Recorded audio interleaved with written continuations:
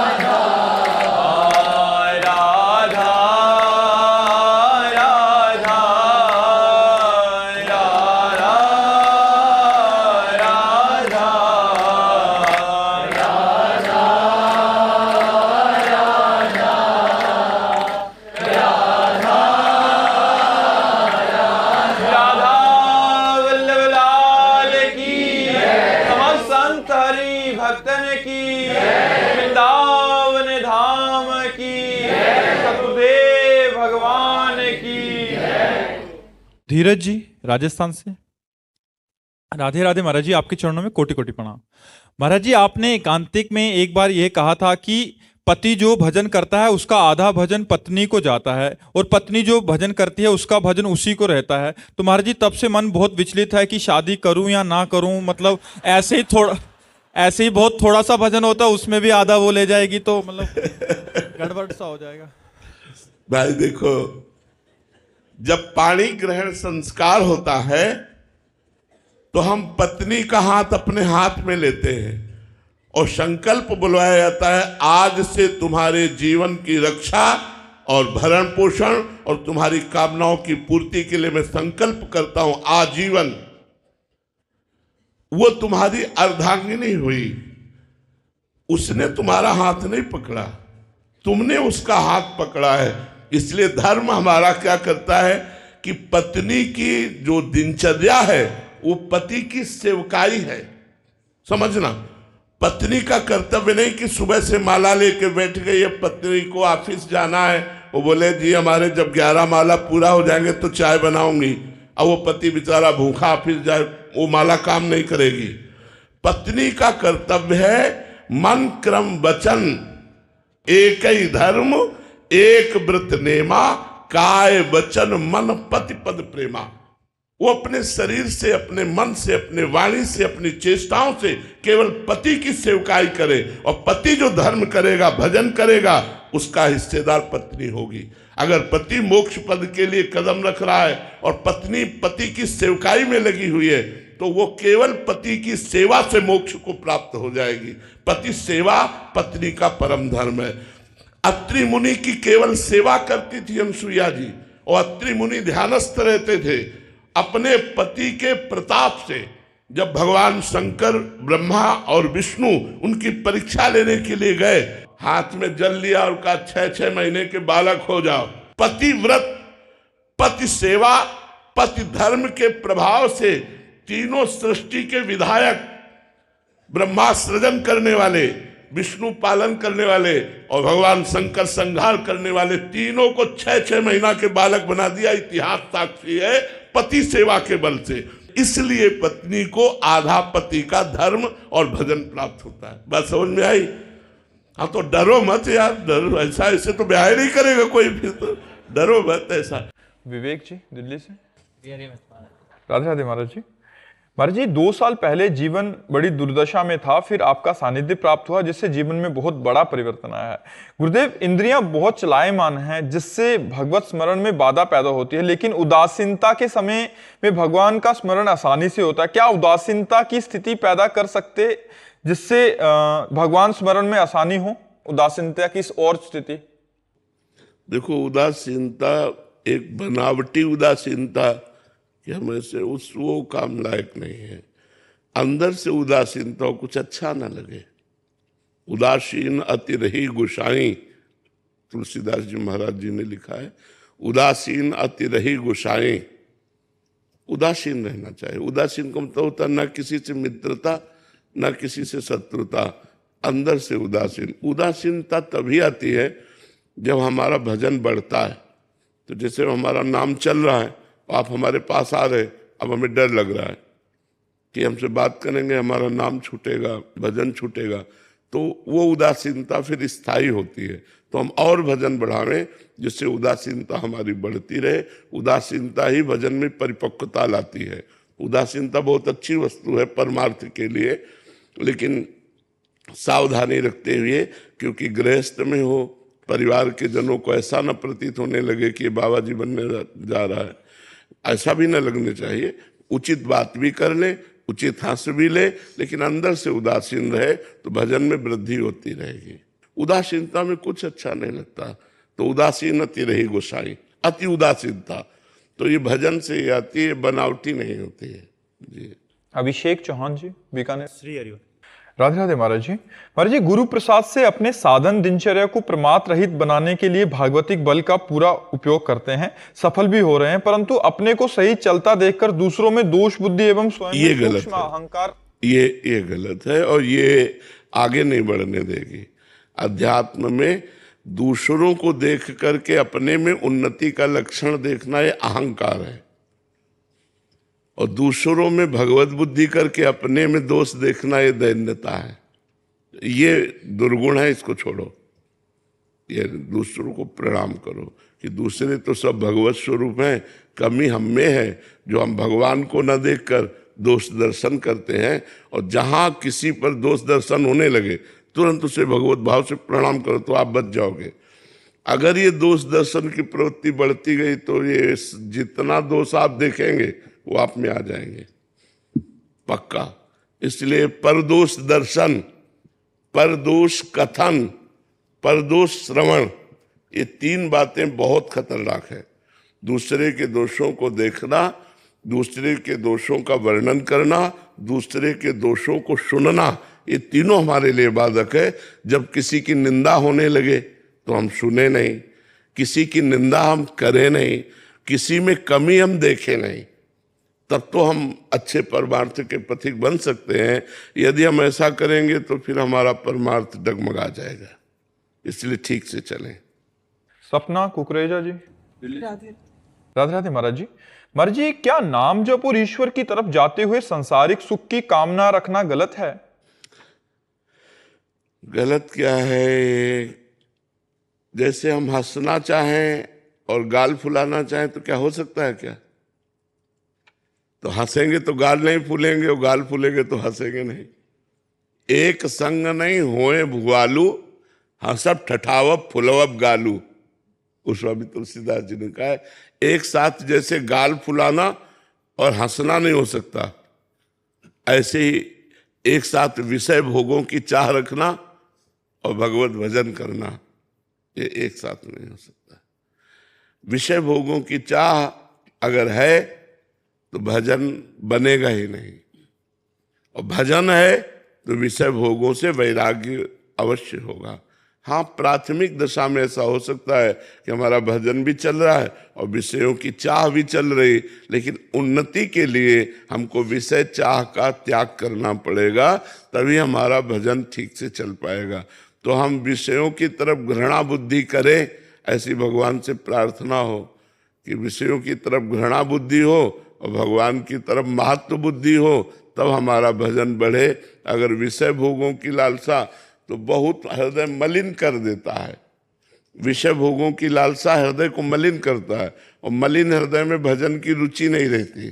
तो हमें अगर भजन में रुचि बढ़ानी है तो विषय भोगों से हटना पड़ेगा, और विषय भोगों से हटना बड़ा कठिन है, क्योंकि बहुत जन्मों से उसी में हम लगे रहे तो वो सुखद लगता है। अच्छा, भजन में कोई सुख अभी मिल नहीं रहा, तो इसलिए हमारा मन ज्यादातर विषय भोगों की तरफ ही जाता है। तो थोड़ा एक कष्ट की यात्रा है कि विषय भोगों की तरफ जाते हुए मन को विषय ना भोगने देना और डट कर भजन करना, तो फिर वो आगे क्रॉस कर जाएगा। भूमिकाएं होती है ना, फिर वो आगे क्रॉस कर जाएगा। और अगर भोगों में लगा रहा तो चाहे 50 वर्ष भजन करे, तो 50 वर्ष भोग और भजन तो क्रॉस ही नहीं कर पा रहा, उसी कक्षा में फेल होकर के पड़ा हुआ है, तो फिर उसे लगता है कि अब कोई लाभ नहीं मिला। इसलिए हमें विषय त्याग कर भजन में लगना चाहिए। प्रदीप जी दिल्ली से। राधा वल्लभ श्री हरिवंश महाराज जी।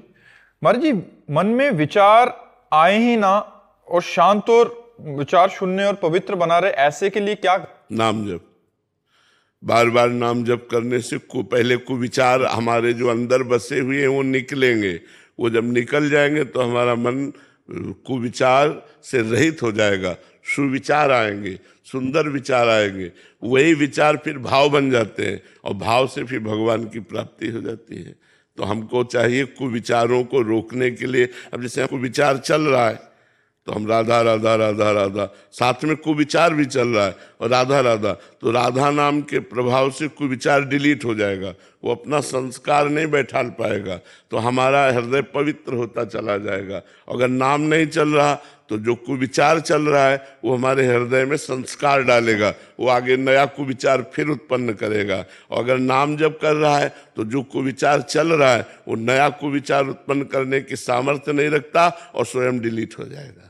अर्जुन पांडे जी उज्जैन से। राधे राधे महाराज जी। महाराज जी, क्या गुरुदेव भगवान में पूर्ण आसक्त होने से इष्ट और आचार्य में पूर्ण रति हो जाएगी?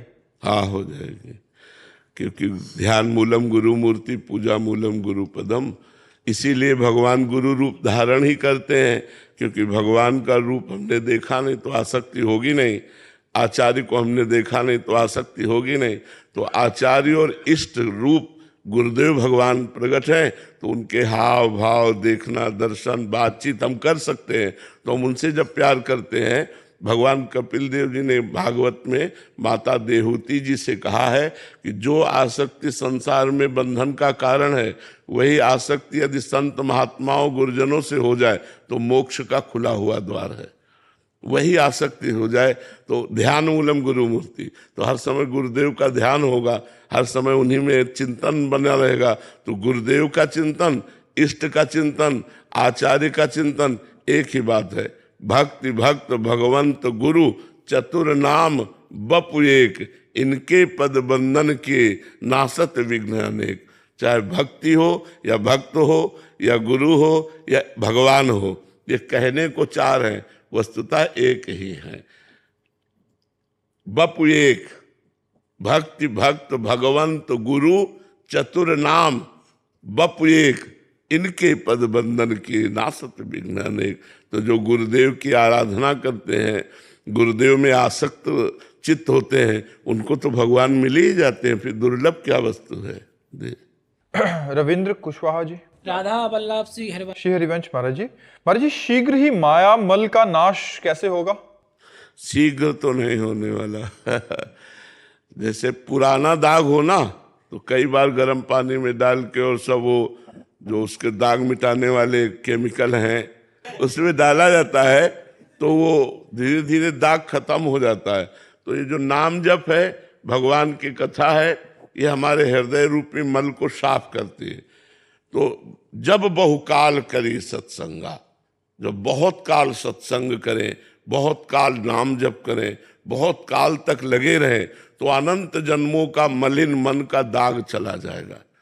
मन का दाग है यही काम क्रोध लोभ मोह मद मत्सर, ये जब चले जाएंगे तो निर्मल मन हो गया। और निर्मल मन जन सो मोहि पावा, मोहि कपट छल छिद्र न भावा। निर्मल जन ही भगवान को प्राप्त कर पाता है।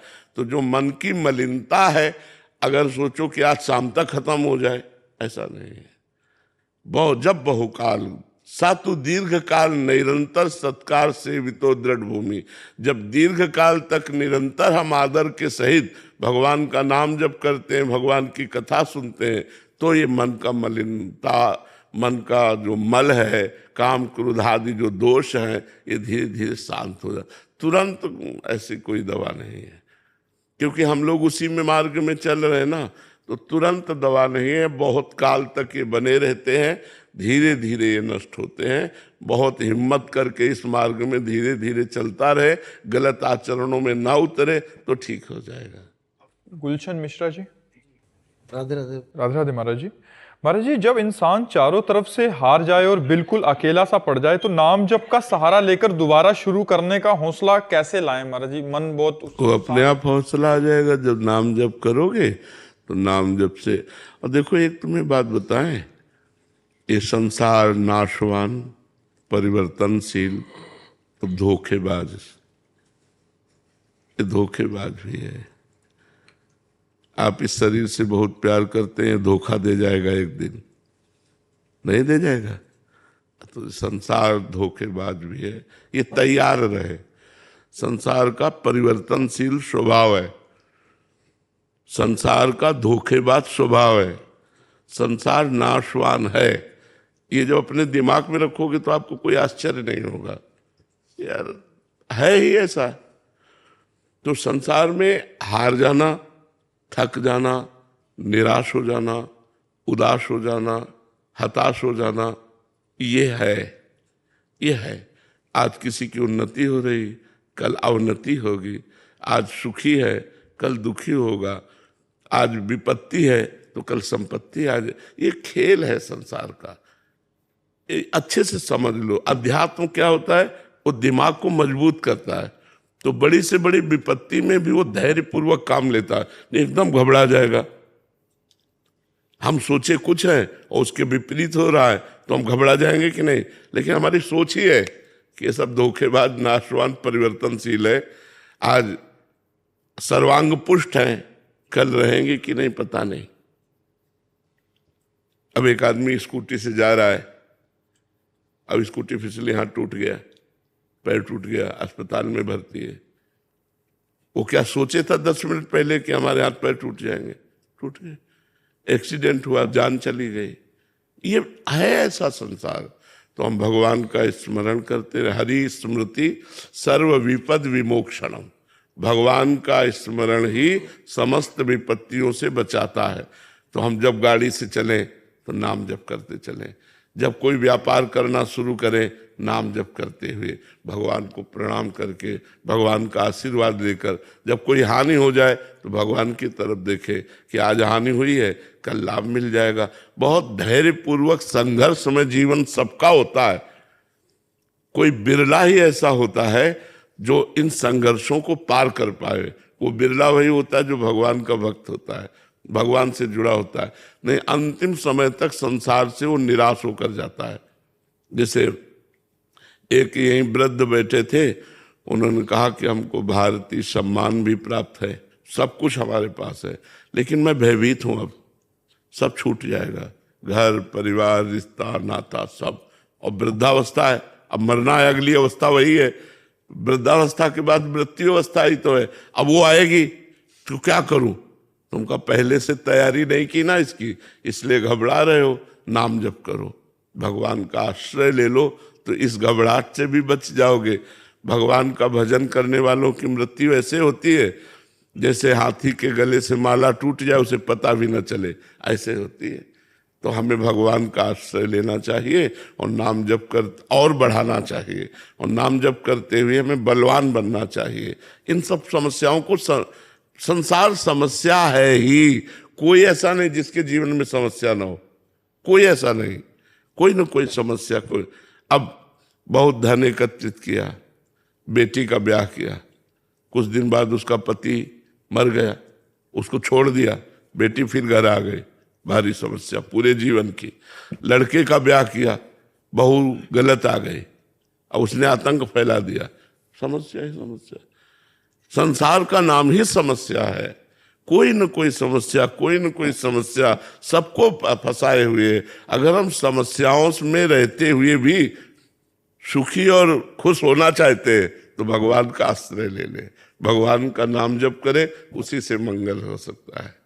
राहुल गर्ग जी, कथा वल्लभ राधे राधे महाराज जी। महाराज जी, कुछ दिन पहले एक एकांतिक में आपने एक मन को शांत करने का अनोखा सा तरीका बताया, जिसमें आपने बताया कि अगर हमारा मन नहीं रुक रहा तो मन को छोड़ दो, कि बिना स्वीकृति के वो कुछ भी नहीं कर पाएगा और मन जहां जाता है उसे जाने दो। परंतु महाराज जी, अभी तक हम मन को जबरदस्ती घसीट कर नाम में लगाने का प्रयास करते थे। ऐसे में कहीं मन हमें चाल में फंसा तो नहीं लेगा महाराज जी?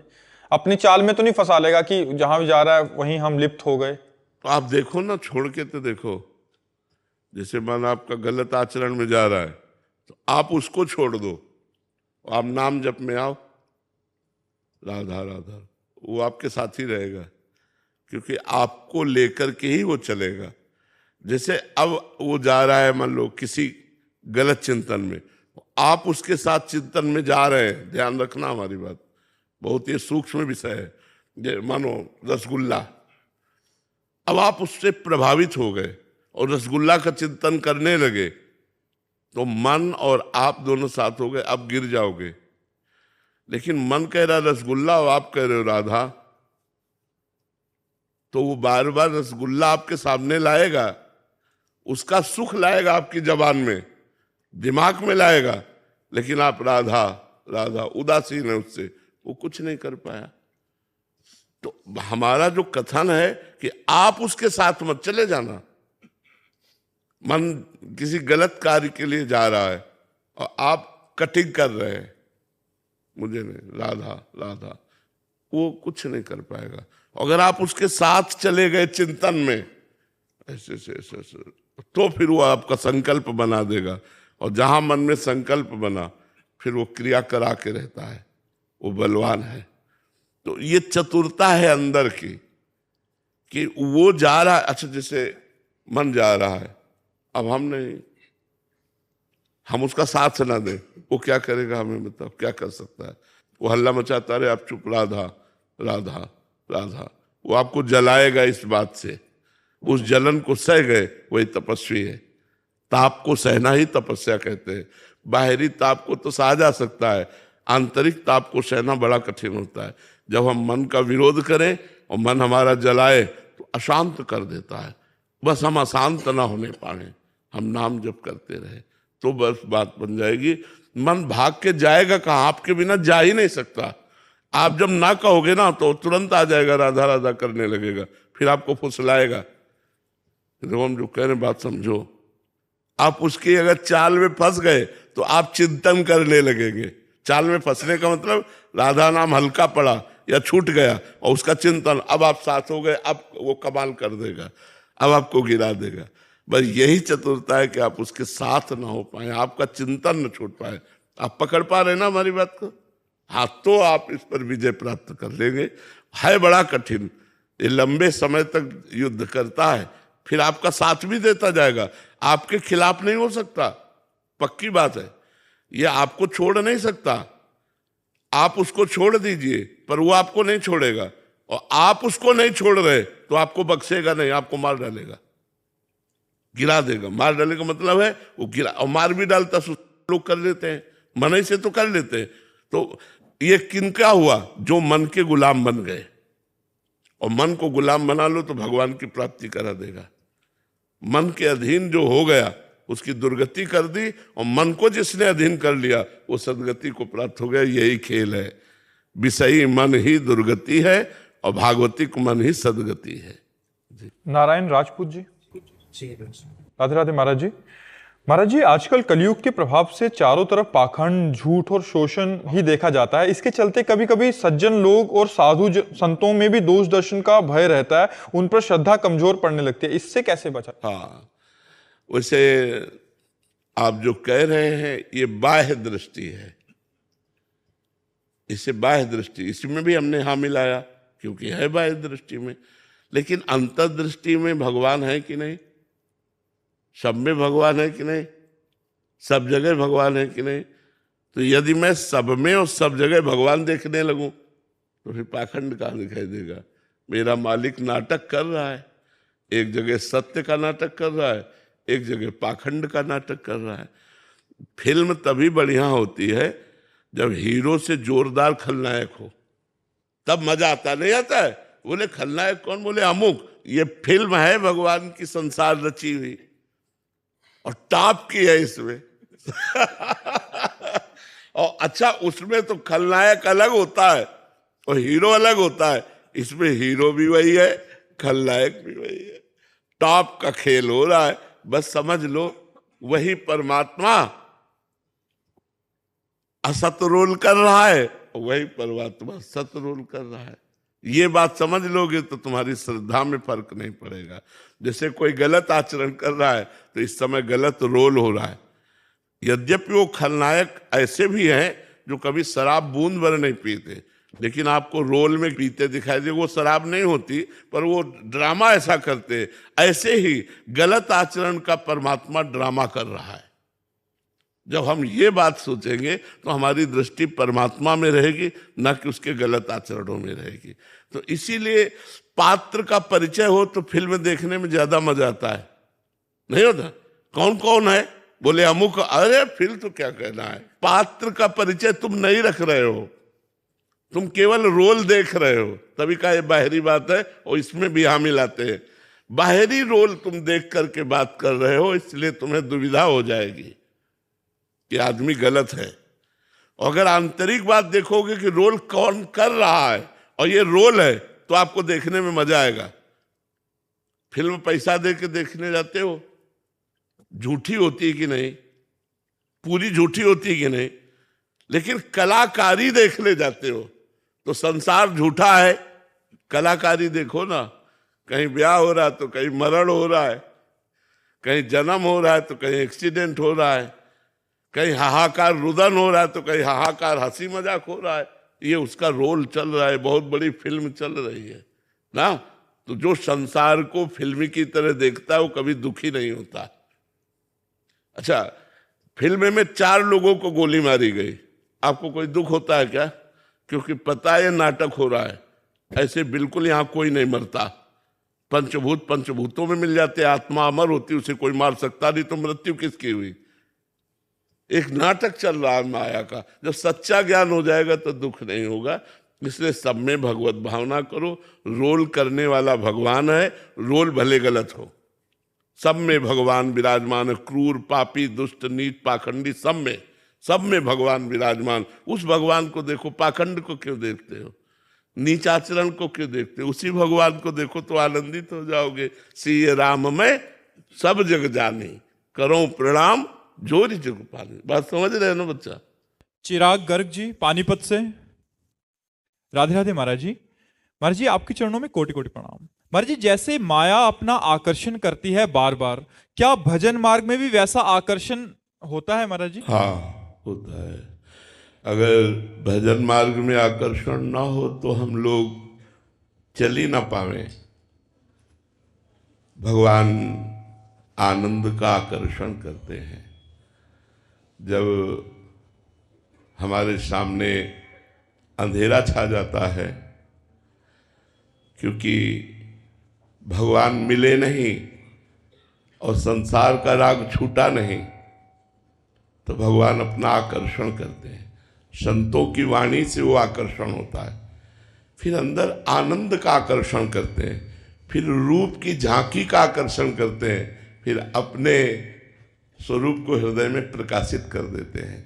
भगवान की एक शक्ति माया है, ऐसी अनंत शक्तियों के स्वामी है। और जब हम उसके दासत्व के लिए चलते हैं तो उन्हीं के आकर्षण से हम चल पाते हैं। और सही पूछो तो जहां कहीं भी कुछ भी आकर्षण है वो कृष्ण का ही है, वो भगवान का ही है। जैसे तो आपको देखने की इच्छा इसलिए हो रही कि श्री कृष्ण आपके अंदर है। अगर वो अंतर ध्यान हो जाए तो इसी शरीर को फूंक दिया जाएगा, गाड़ दिया जाएगा, फेंक दिया जाएगा। अगर किसी व्यक्ति में, किसी वस्तु में, स्थान में कहीं भी आकर्षण है, वो भगवान का आकर्षण है। भगवान अपने भक्त के हृदय को कर्षित करते हैं, खींचते हैं अपनी तरफ, तभी वो चल पाता है। पर वो आकर्षण क्रम बाई क्रम बढ़ता है, नहीं तो बहुत धीमा होता है।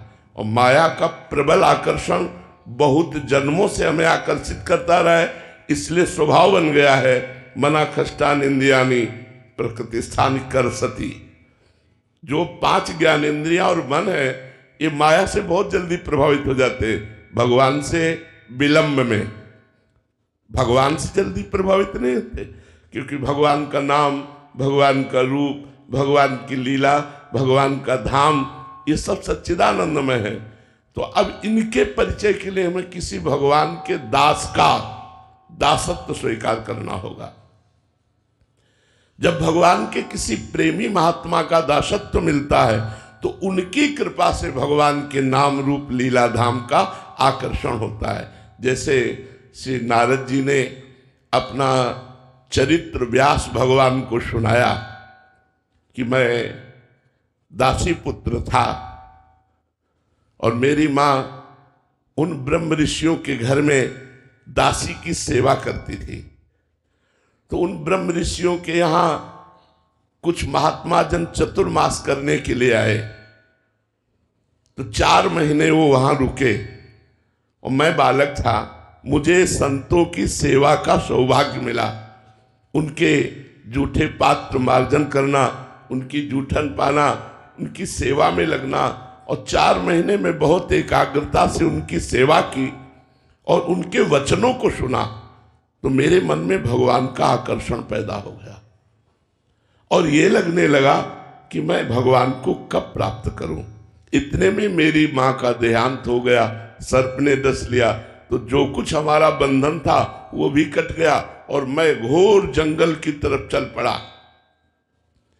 चलते चलते एकांत सुंदर सरोवर देखा और एक पीपल का वृक्ष देखा।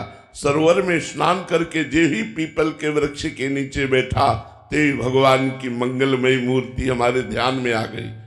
जे ही ध्यान में आई, मैं रोमांचित हो गया, अश्रुपुलकित हो गया। अभी भरपूर देख भी नहीं पाया था कि वो मूर्ति अंतर ध्यान हो गई। अब मैं रोने लगा, विलाप करने लगा जंगल में। तो आकाशवाणी हुई, ऐ बालक, अधकचरे योगियों को मेरा साक्षात्कार नहीं होता, इसलिए मैं साक्षात तो तुम्हारे सामने आ नहीं सकता। मैंने ध्यान में तुम्हें आकर्षित किया, अब तुम भजन करके शरीर पूरा करो, अगले जन्म में तुम हमारे निजी पार्षद होगे। तो वही देवर्षि नारद जी कहते, फिर मैं भगवान की उसी रूप का चिंतन करते हुए पूरा जीवन व्यतीत किया और अगला जन्म देवर्षि नारद के रूप में हुआ। तो अब तो जब भगवान को पुकारते हैं तो भगवान सामने प्रकट हो जाते हैं। तो जैसे माया जीव को आकर्षित करती है, ऐसे भगवान भक्त को आकर्षित करते हैं। वो आकर्षित करके परम पद पर ले जाने तक का कार्य भगवान ही करते हैं। वो संत रूप से, गुरु रूप से, शास्त्र रूप से, हृदय की अनुभूतियों के रूप में भगवान ही आकर्षित करते हैं। अशोक कुमार जी अमरोहा से, राधे राधे महाराज जी। महाराज जी, भजन में दीर्घ काल तक मन स्थिर ना रहने का कारण क्या है और इसका समाधान क्या हो सकता है? मन की मलिनता, मन का भोगाकर्षण, मन की संसार प्रियता, ये हमारे मन को चंचल करती रहती है।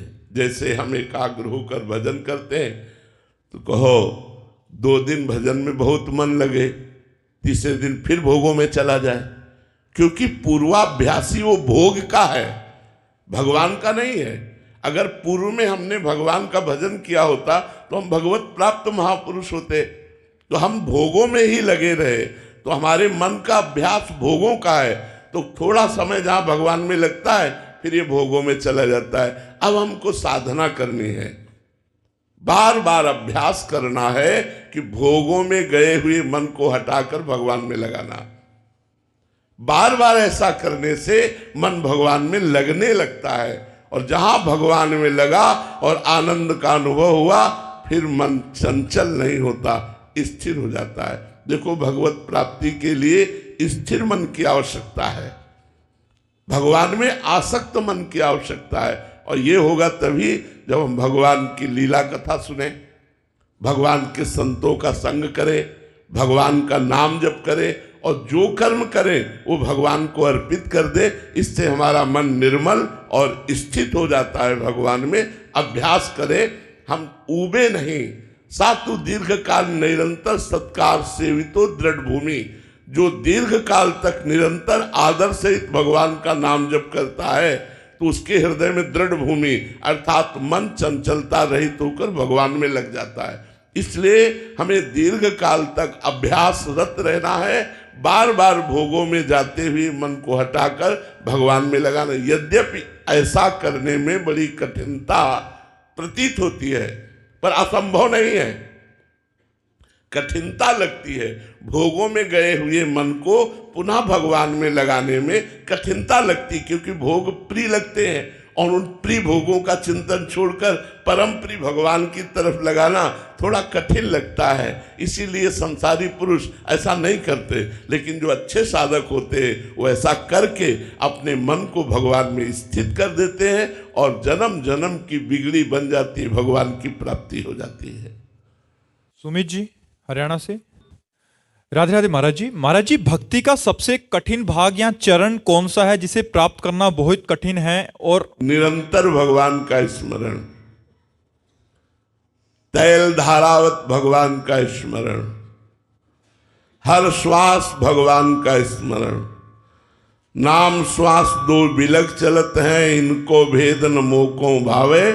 श्वास नाम नाम ही श्वासा नाम श्वास को भेद मिटावे। रोम रोम जब रग रग बोले तब कछु स्वाद नाम को पावे। सबसे कठिन साधना है भगवान में निरंतर मन को लगाना, तैल धारावत भगवान का अखंड स्मरण चलना, यही भक्ति का विशेष कार्य है। पूजा करना कितनी देर, पाठ करना कितनी देर, थोड़ी देर पाठ किया, थोड़ी देर पूजा की, फिर शेष समय अगर एक क्षण के लिए भी भगवान का विस्मरण हो तो सबसे बड़ी विपत्ति, सबसे बड़े घाटा, सबसे बड़ी हानि भगवान को भूल जाना। भक्ति मार्ग में सबसे कठिन कार्य है निरंतर भगवान का स्मरण करना। और जो निरंतर भगवान का स्मरण करते हैं तो भगवान उनके हृदय में ही प्रकाशित हो जाते हैं। भगवान प्रेममय है, आनंदमय है, वो आनंद और प्रेम की बाढ़ हृदय में कर देते हैं। फिर वो रो रो कर भगवान का नाम जप करता है, राधा राधा, हा प्रिया, हा कृष्ण, हा कमल लोचन, हा करुणामय, और चीख चीख कर रोने लगता है। इतना आनंद उसके बढ़ता है। पर ये निरंतर भजन हो।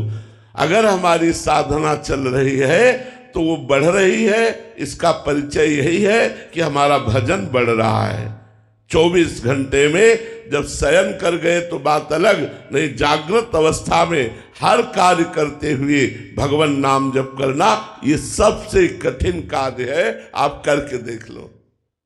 सोनिया जी पानीपत से। राधे राधे महाराज जी।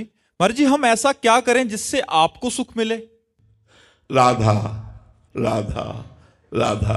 जब कोई सच्ची बात कहते हैं, जब कोई राधा राधा बोलता है तो हमारा हृदय लगता है मैं क्या दे दूं, क्या दे दूं। तो ऐसा हृदय से लगता है इसको क्या दे दूं, क्या करूं जिससे सुखी हो जाए। हमारी विवशता, हमारी अधीनता, हमारी प्रसन्नता, हमारा जीवन राधा नाम है। यदि आप राधा राधा रटोगे तो आपका तो मंगल होगा ही और हमारी छाती फूलेगी, हमारा हृदय प्रसन्न होगा। जब कोई राधा राधा उच्चारण करता है तो मुझे परम सुख प्राप्त होता है, और उसको तो सुख प्राप्त होगा ही, हमारे आचार्य को भी सुख प्राप्त होता है। क्योंकि राधा नाम के दाता आचार्य हरिवंश चंद्र जो हैं, उन्हीं के हम सेवक हैं। इसीलिए उन्हीं के कहे हुए वचनों के अनुसार हम राधा नाम का गान करते हैं, राधा नाम के आश्रित रहते हैं, राधा नाम के ध्यान में ही रहते हैं। राधा नाम ही हमारा जीवन। महाराज जी, राधा नाम जपने में से हमें क्या क्या मिलेगा? महाराज जो चाहोगे प्राप्त हो जाएगा, जो चाहोगे। ये सब राधा नाम का चमत्कार दिखाई दे तो देख लो ना। और ये हमारे राधा नाम का फल नहीं है, ये ब्याज है। फल तो होगा, हम निकुंज जाएंगे, श्री जी के पास जाएंगे, अपनी प्रिया जी की सेवा में रहेंगे, ये फल है। हम जिंदा बता रहे तुम्हें, मरने के बाद नहीं, हम जिंदा तुम्हें बता रहे हैं कि हम प्रिया जी के पास जाएंगे, इसमें 100% कोई संशय नहीं। और अपनी प्रिया जी की सेवा में रहेंगे, हम ठसक से कह रहे हैं। और ये है ब्याज, मूल तो ये है, और ब्याज ये देख रहे हो कि मारा वैभव घूम रहा है। तो राधा नाम जपो, तुम्हें जो चाहिए वो प्राप्त होगा। वादा करते हैं जो चाहिए वो प्राप्त होगा, केवल राधा राधा जपो, और ना चाहिए तो राधा रानी प्राप्त होंगी, श्री कृष्ण प्राप्त हो जाएंगे। मान लो, हमारी बात मान लो। महाराज जी हमें संसार भी चाहिए और भगवान भी चाहिए, दोनों मिलेंगे? दोनों तो हम दिखा रहे हैं तुमको, दोनों ही तो दिखा रहे हैं। तो हम कह रहे राधा नाम रटो, तुम्हें हट करके संपत्ति प्राप्त हो जाएगी। चाहो तो तुम जो चाहोगे, पर नाम पहले तुम्हारे पाप नष्ट करेगा, फिर तुम्हारी कामनाओं की पूर्ति करेगा। पहले नाम जप करो, जो तुम्हारे पाप है उनका नाश हो, फिर नाम आपका जब फल प्रकाशित होगा तो आप निहाल हो जाओगे। अंकित जी, महाराज जी मैं इतना जानना चाहता हूं कि सब कुछ करने के बाद भी, भजन भी थोड़ा सा कर रहा हूं, अच्छे काम भी कर रहा हूं, फिर भी थोड़ा सा मन अशांत है महाराज जी, ऐसे में इसको शांत कैसे करूं? हमारी पूरी थोक में बात सुन लो, फुटकर की तो बात जाने दो। ये संसार नाशवान है, ये संसार परिवर्तनशील है, यहां जो भी देख रहे हो सब झूठा है। थोक में बात, झूठे संसार की आसक्ति चिंता, शोक, भय, विषाद ये प्रदान करेगी, प्रदान ही करेगी। चाहे जितना तुम रुपया कमा लो, चाहे जितनी व्यवस्था कर लो, तुम चिंतित रहोगे, तुम शोकित रहोगे। इनसे पूछो ये चिंतित है? नहीं, इनको भरोसा है महाराज जी। ये सब जितने हैं, पूछो इनसे तुम चिंतित हो कि तुम्हें कल भोजन मिलेगा कि नहीं? तो बोले महाराज जी जाने। महाराज जी से पूछो तुम चिंतित हो? अब कहते श्री जी जाने। अरे भैया, भगवान के भरोसे पर इतना बड़ा साम्राज्य चल रहा, तुम्हें कैसे बतावे, और तुम अपने 4-6 लोगों के लिए चिंतित हो। तो इसलिए हम कह रहे राधा नाम जो सच्ची कह रहे हैं, तुमसे दोस्त की तरह कह रहे हैं। अगर तुम संसार में सुखी होना चाहते हो, चिंता भय रहित होना चाहते हो, तो नाम जप करके देख लो, राधा राधा राधा राधा। अगर तुम सुखी ना हो जाओ तो कहना हाँ, इंतजार करना पड़ेगा। ऐसा नहीं कि आज तुम देख रहे हो वो जीवन भर रहा है, ऐसा नहीं रहा।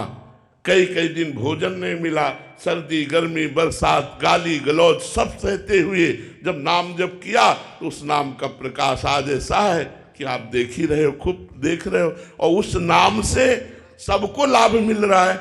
आप सब उसी नाम से तो लाभ लेने आए, तो आप भी नाम जप कीजिए। चिंता शोक भय अगर जड़ से न खत्म हो जाए तो हमें कहना। ये हम राधा नाम के बल से कहते, मरे हुए शरीर में भी जो चेतना डाले वो राधा नाम। तो भगवान के नाम के बल में अपार सामर्थ्य। हनुमान जी से राम जी ने पूछा, 400 कोस का समुद्र लांघकर जाना और रावण से सुरक्षित लंका को विध्वंस कर देना बहुत कठिन बात है। तो हनुमान जी ने क्या कहा, लाग सिंधु हाटक पुरजारा, निश्चर गण बद विपिन उजारा, नाथ न कछु मोर प्रभुताई। मेरी प्रभुता नहीं है, सो सौ तो प्रताप रघुराई। हे राम जी, ये आपका प्रताप काम कर रहा था, हनुमान काम नहीं कर रहा था, राम प्रताप काम कर रहा था। तो यहाँ प्रेमानंद काम नहीं कर रहा है, यहाँ राधा प्रताप काम कर रहा है, राधा नाम का प्रताप काम कर रहा है। वस्तुतः तो मैं मरा हुआ ही हूँ, मेरे में सामर्थ्य क्या है। डायलिसिस देखो, कल डायलिसिस नहीं हुआ, चेहरा सूज गया, चेहरा सूजा हुआ है, लेकिन हम खूब प्रसन्न हैं। हमारे जैसे प्रसन्न तुम सब मिलके नहीं होगे जितना हम प्रसन्न हैं। सही कहता हूं, तुम सब कहीं न कहीं चिंतित होगे, और हम पूरे प्रसन्न। न मरने का भय है, न जीने की इच्छा है, न मरने का भय है, न जीने की इच्छा है। बड़ा आनंद में जीवन राधा नाम की कृपा से है। तो आप भी आनंदित रहिए। बिना भगवान के नाम के आपका जीवन मृत जीवन है। चिंता शोक भय ये छोड़ेंगे नहीं जब तक नाम जप नहीं करोगे।